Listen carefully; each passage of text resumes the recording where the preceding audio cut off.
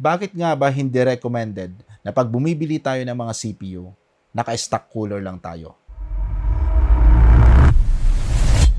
This video is brought to you by SCDKey, the best website that you may visit in terms of very affordable deals and best offer para sa application softwares, games, and yes, operating system.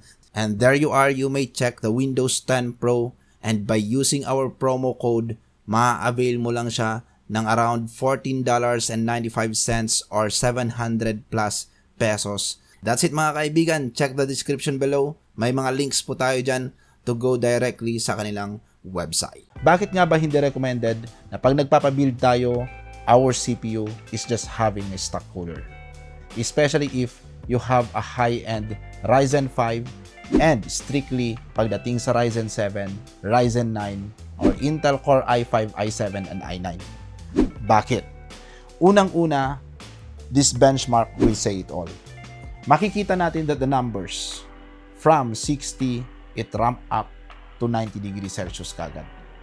Nagbuboot pa lang yung OS mo, high temp na kagad. Nakakarinig ka na kagad ng napakaingay na fan. Nakala mo may jet fighter sa tabi mo. Pero, apart from that, there are multiple reasons why these brands don't really include stock cooler out of the box. Unang-una, you will not be having the best performance. Or worse, you will be blindfolded na stable naman sir, nagagawa ko naman yung mga tasks. Yes, pero at what performance? Base clock. Mapapansin natin yan sa ating mga CPU specification. May base clock at boost clock. So sayang naman yung ginastos mo. Na nang dahil lang naka-stock cooler ka, sana nag-i3 ka na lang, nag-Ryzen 3 ka na lang. Kaysa nag-Ryzen 5 ka nga, pero hindi mo naman na-enjoy yung idinagdag mong budget para sa isang Ryzen 5 or Ryzen 7. Now, if hindi ka pa rin convinced, let's move on sa second na problema. Sir, mas mabilis naman pa rin. Kahit na naka-stock cooler ako, at least Ryzen 5 pa rin yan, Ryzen 7 pa rin yan.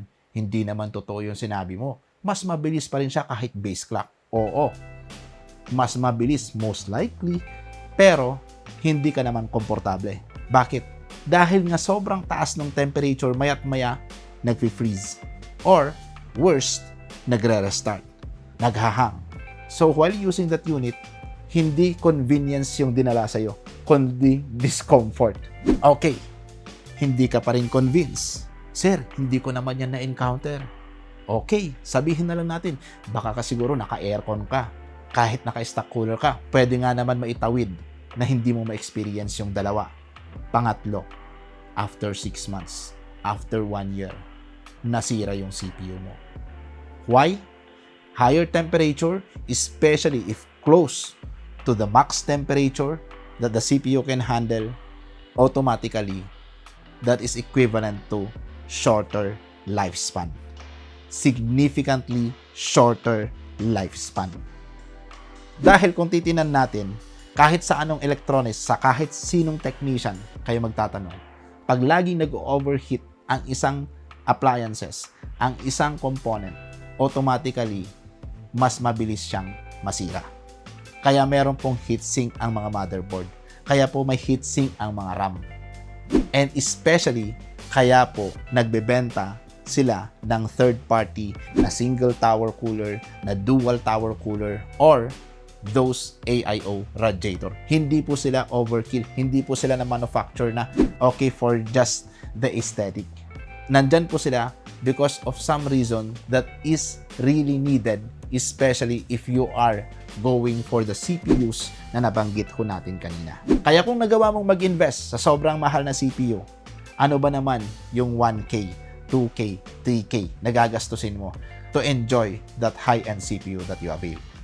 Kaya, feel free to subscribe because I will be explaining this further when we will be talking about those third-party coolers.